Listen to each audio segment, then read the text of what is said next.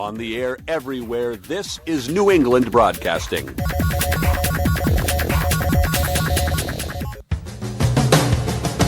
Good morning, good afternoon, good evening, good night. It's the Ron Van Dam Show. Oh boy. Hold on tight, things can get a bit weird, if you like that sort of thing. Are you ready for this? This could be quite something, or not. Just get ready for this.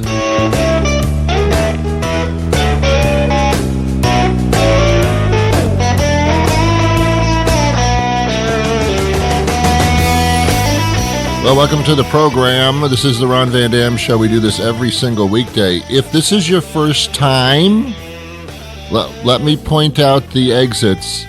There's one over there and there's one over there. And there's one...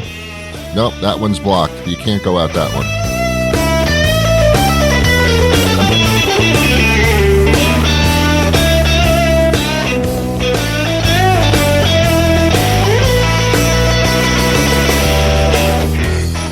We also have flotation devices in case you can't float too well and there's some type of a flood. It happened once before back in 2007. It was very embarrassing. All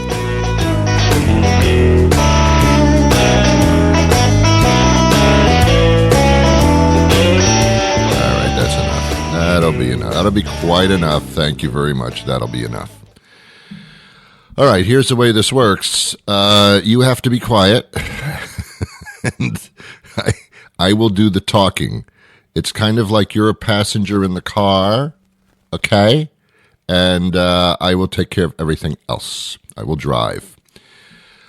I have been harassed by a particular company with which I did not even engage at first.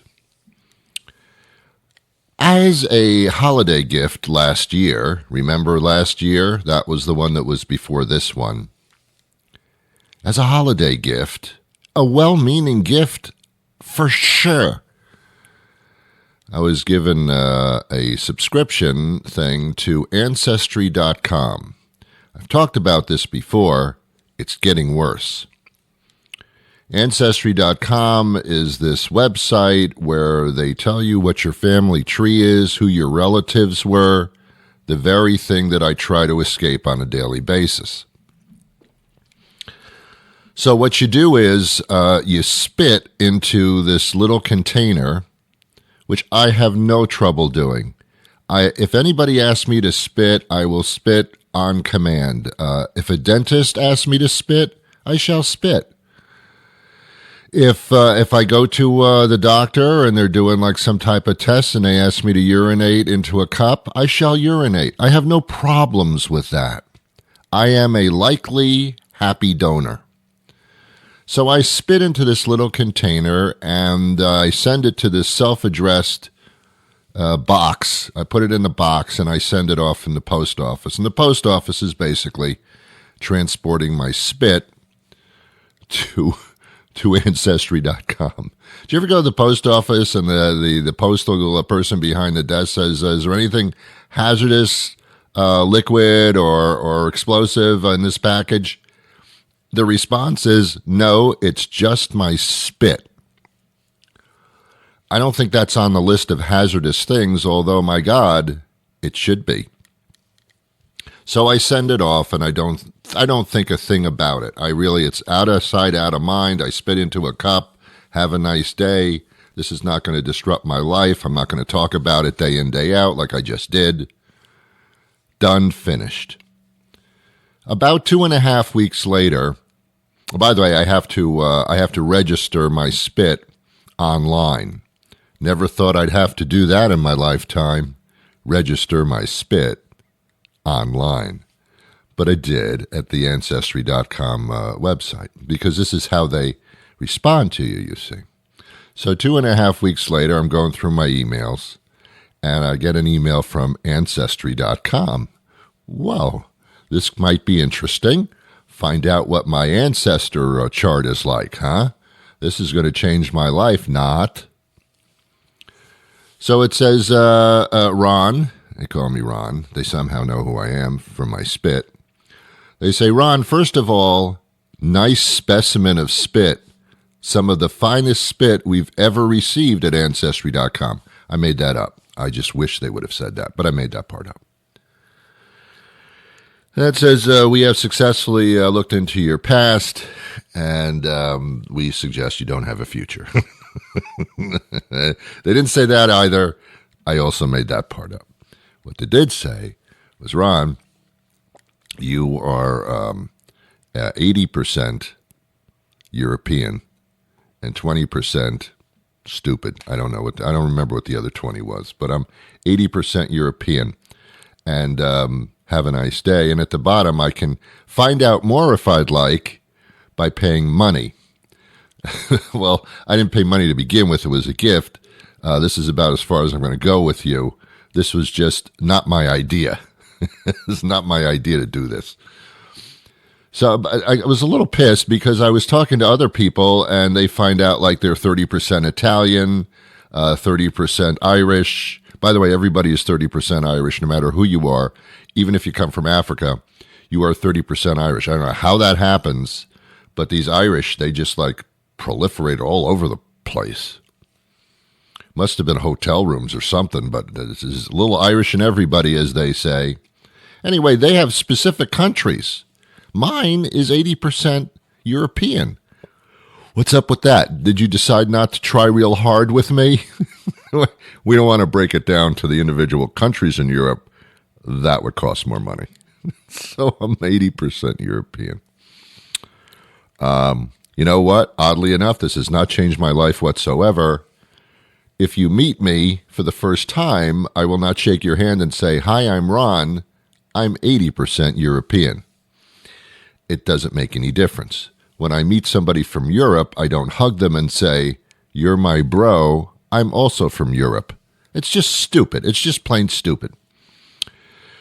So months go by, and I don't think a thing about it. Then I start getting emails from Ancestry.com trying to market and solicit me like a prostitute.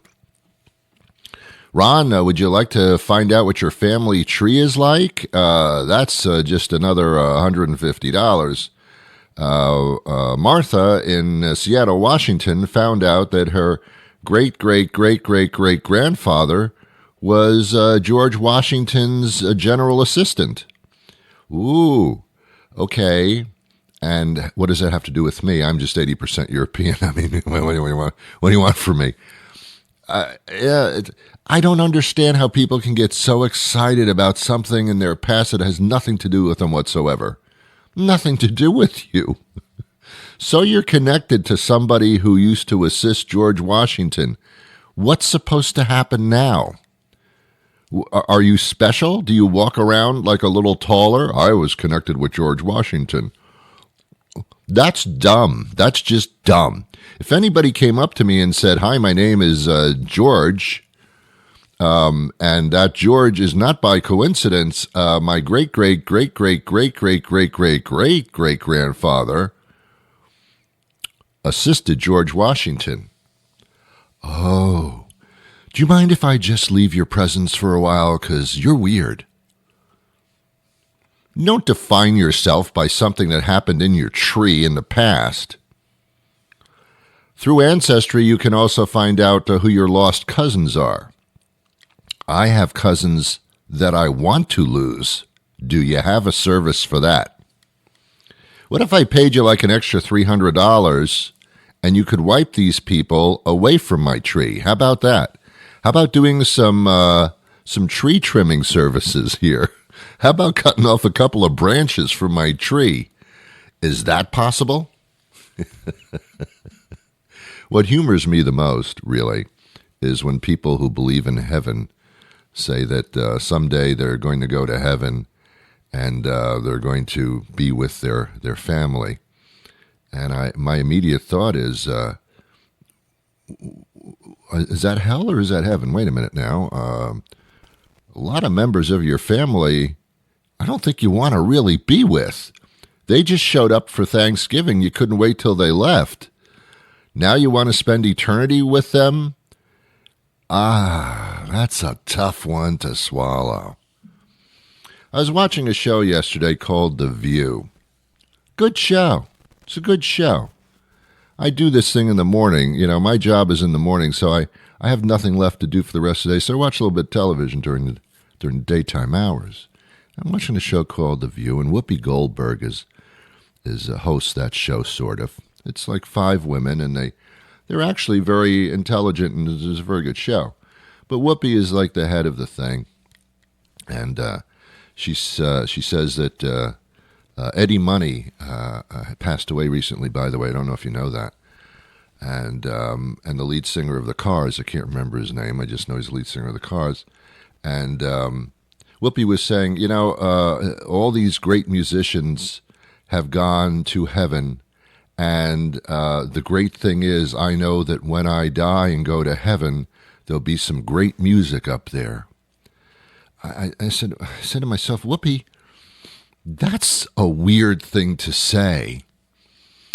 If your hopes and dreams are that, and you're comfortable going to heaven because there's going to be a lot of dead musicians playing music all the time, wow, Whoopi, I'm not sure we can connect here. If I went to heaven and there was music playing all the time from all the past musicians, I'd say shut up, and I close my window. I'm like, enough already. Stop playing music. I don't know. We make ourselves comfortable by setting up these scenarios that'll make us feel okay at that point. I don't know what you're talking about. Yeah, some of you really exhaust me. It's just exhausting to hear your stuff. It really is.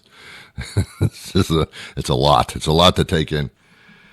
Do you ever sit down and have a conversation with somebody for an extended period of time and then struggle to find a way to end that conversation and get out of there? There's no nice way of doing it. Once you get engaged in a long conversation, you're kind of committed for life. You really are.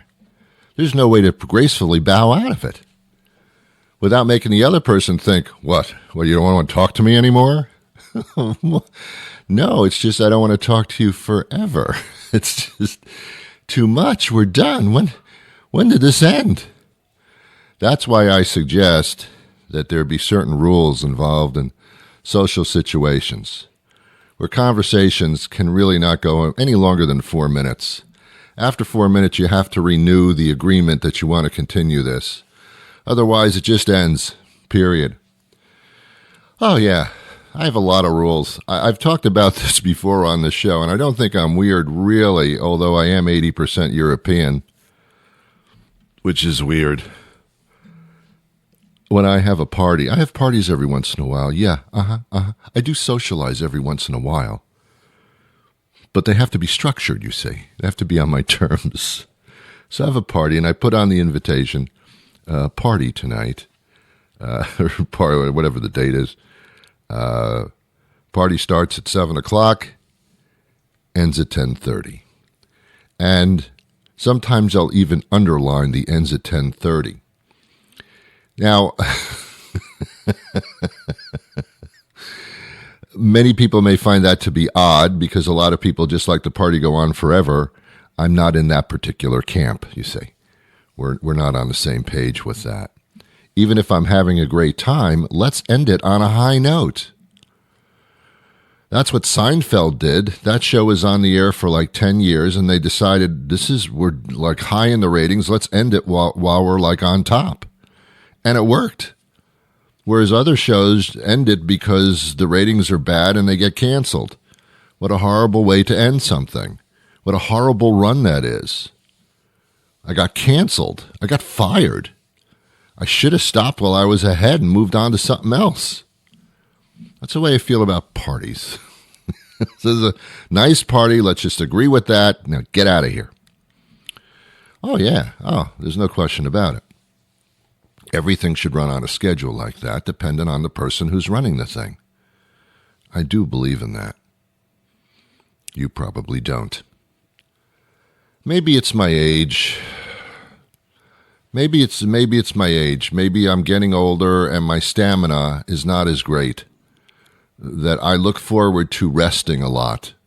If I have to do something, my hopes and dreams lie at the end of it when I can just rest from it. Although that's the way I felt when I was 5 years old. My parents used to say, Ron, go out and play, you crazy little European. Go out and play with your friends. And I'd say, all right, but I'll be back really soon because I'll need to rest. I was always into resting. When my parents, when I was young, they would say, Ron, it's time to take a nap. I'd say, kidding me? You got it, man. I am with you. I'll be napping before you can say the end of that sentence, honey. I love to relax. I'm very laid back. 'Cause I'm European, 80% worth. Did you know that? Yeah, I'm 80% European. The Ron Van Dam Show is intended for mature audiences. Oh, so that's what ironic means. Yes, honey. Yes, it does.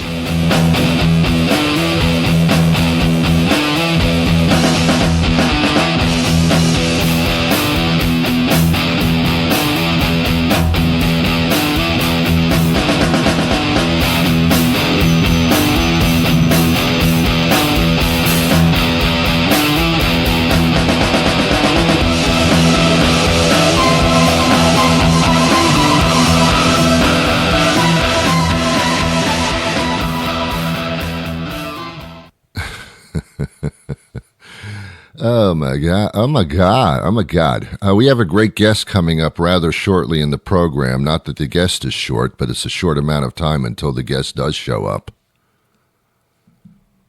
And then you'll be entertained thoroughly by that guest whose background I am not familiar with. So Ancestry.com. Oh, Ron, are you still on this thing? Yes, because they won't stop. They won't give up on me. They keep trying to sell me. They're trying to market my life. They're trying to make me do things I don't want to do. They're trying to connect me to people. Don't connect me to people. Again, I will pay you to disconnect me from people. That's a service I'd pay for. You're trying to connect me with my past? Aren't you supposed to, never look backwards? Aren't you supposed to always look forwards into the future? The past is the past. It's behind you. And then Ancestry.com shows up and says, no, our business is the past. We'll go back as far. We'll connect you to Jesus if we can.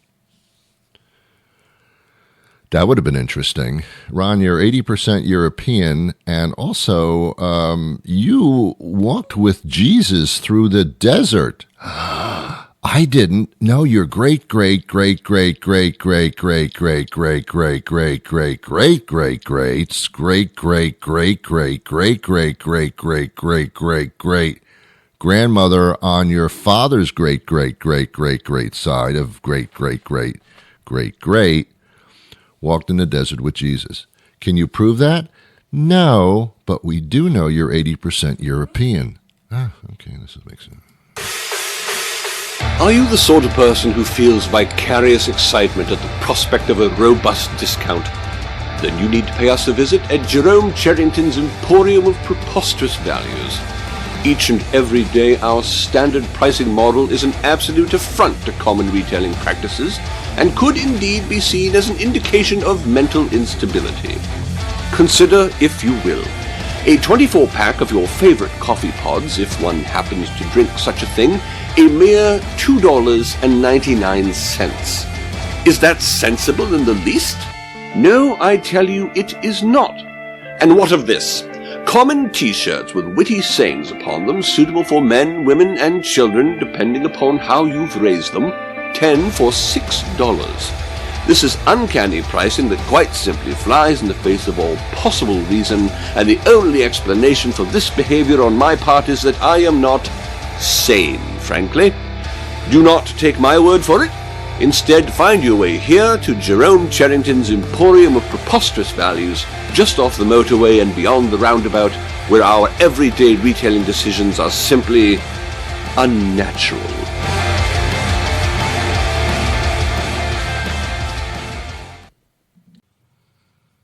Hi, Ron. Hello, everybody. How are you? Great, thanks. Okay. We're talking to Dr. Sheryl Kingberg. She's a PhD, chief of the Division of Behavioral Medicine at McDonald Women's Hospital University Hospitals. My God, you do a lot of things, Sheryl. I'm just seeing here. Yes, but talking to you is the highlight. Well, at least you're observant as far as that's concerned, yes. And Shirley Weir is here. She's the founder of MenopauseChicks.com. And Hi, Ryan. Hi, how are you? She's also Good. author of Cracking Open the Perimenopause Conversation with Your Doctor. So I think they guessed at what we're going to be talking about today, and that's menopause.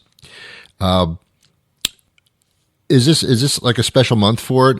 Is that why we're bringing it up, or is there a problem? As a matter of fact, it is. It's Menopause Awareness Month, and we need a whole month because women and men as well need to be aware that menopause is alive and well, that 64 million women currently are postmenopausal, and unfortunately, it's an invisible population, and the conditions related to menopause often go undiscussed and untreated. Yeah, I have found that people know that it's an event that comes for 1/3 of their life later on, and they know the symptoms, yet when things start happening, they're not sure what's going on. So it's kind of odd in that sense. I like that you use the word event, Ron, Yes. because actually menopause is one day. It's the 12-month anniversary of your final menstrual period. Yay. But perimenopause is that phase of life that I think women are not always informed about or talking about, and that's when a lot of the changes occur. It's a great time for women to not only get informed, but to have conversations and build their health teams so that they're prepared. Sure. Menopause, as Shirley was talking about, is that period of time, 12 months after your last menstrual period. But what it really means is that your ovarian hormones have stopped working, essentially. There's much less ovarian hormone produced, and that makes changes in women's bodies. And oftentimes, either they're not sure what's happening, that is, they don't know that hot flashes and night sweats are related to menopause, or another thing they are not aware of is what we call genitourinary syndrome of menopause, which is the vaginal dryness and the changes in vaginal tissue related to that loss of hormones. So many women don't recognize it's even related to menopause because it can happen a little bit later from that 12-month anniversary. And so they don't even know that they should be doing anything about it. They've sort of learned to live with it. And thankfully to Shirley's community and to radio stations like yours to be able to get the awareness out, women don't need to suffer in silence. Do most women understand that sex after that the onslaught can be kind of painful? I understand.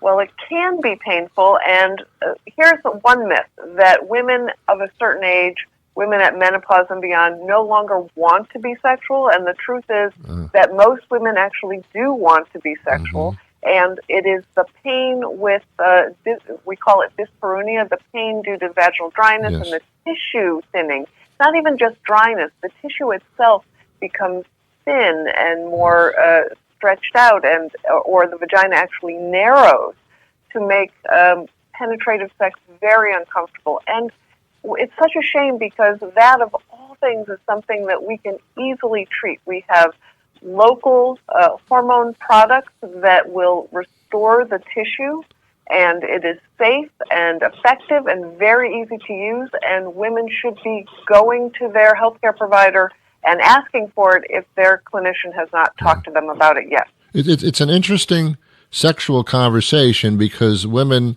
get the uncomfortable dryness and men get the erectile dysfunction. It's almost like they're telling you, all right, you're going to need some help here. Well, I think the one thing that we want women to know is that it won't go away on its own. So it's really important to build your health team and have that conversation And have that conversation with your partner too, because you're not alone. So as Dr. Kingberg said, there's no need to suffer in silence. There's easy solutions. Yeah. There is embarrassment involved with these situations because they are about prowess to an extent. They shouldn't be, but they kind of turn out to be that way. And it's an embarrassing thing to talk about. Not as much with the younger generation that is reaching that area, but with the older generation that's going through it now or a little bit past it. We didn't talk about this stuff. This was not discussable. You're right. I think, I talk to women every day, and I think there's so much power in having conversations. Yeah. As humans, we really crave to be validated. So as soon as you do mention it, whether that's to your partner, your family, your family doctor, and you're validated, it's that feeling of, oh my goodness, I'm not alone, and you mean I can get through this? And that's what we really want women to know today, is that they do not have to suffer in silence.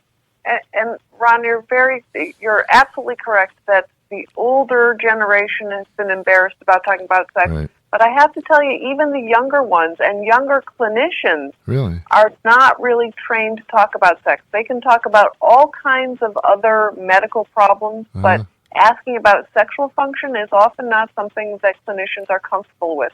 So there's this disconnect in that conversation, and women want their healthcare provider to ask them because they don't know it's appropriate to bring up sexual concerns. The clinician says, well, if my patient was suffering, she would tell me about it, and then nobody's talking about it. So, yes, I would like to train most clinicians to be able to say most patients or most women at this age are experiencing sexual concerns. What are yours? Yes. And if they're not, I want women to go and say to their clinician, I'm having pain, I'm having dryness. Can you help me? Yeah. Because this should not go untreated. And as Shirley said, while hot flashes and night sweats will eventually go away, the symptoms of genitourinary syndrome of menopause, which doesn't roll off the tongue, GSM, and I'll tell you, one of the reasons we call it GSM is because many television stations still won't let you say the word vagina on television. Yeah. And so vaginal atrophy, also atrophy is not something women want to talk about.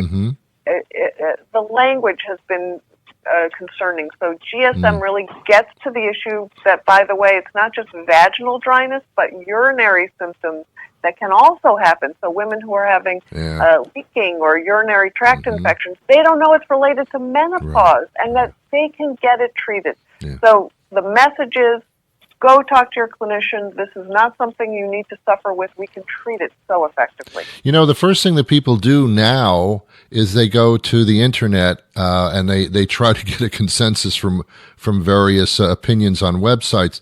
Sometimes that's good. Oftentimes it's misleading and wrong. But you do have a website where they can get accurate information. Am I right? Absolutely. A great place to go, I believe, is to the internet to find quality information. So women can go to findyourcool.com, which is findyourcool.com, and there are resources there. And then the message that they can take away from that is that they are not alone and that there are viable solutions. Perfect. You're right. The website is wonderful. There are so many places that Dr. Google can take you that you really don't want to go, so you really need to think about where a trusted source is. So from our perspective, findyourcool.com would be a great place to go, and it has a lot of resources that can then guide you so that you're not sort of lost in that Dr. Google wonderland. Good. Let's find the letters cool.com. Well, you did a good job telling us stuff, and we appreciate the time you spent with us today. Thank you, Ron. Take care. Bye. All right, bye-bye. Well, that'll do it for me today. That'll be quite enough, actually. But fear not, I'll be back again tomorrow with a brand new show. That's not a promise, that's a threat. So if you want to take me up on it, click on this tomorrow, and we'll do this like really much better. Although this wasn't bad, really, in the scheme of things, for a guy like me and a person like you. I know.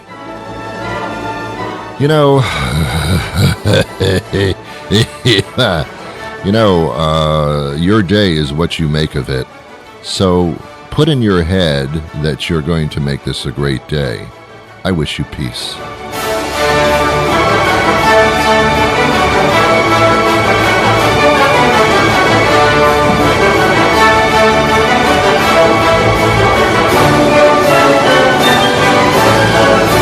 I'm 80% European. Yeah, I'm 80% European. Did you know that? I'm 80% European. Yeah, I'm 80% European.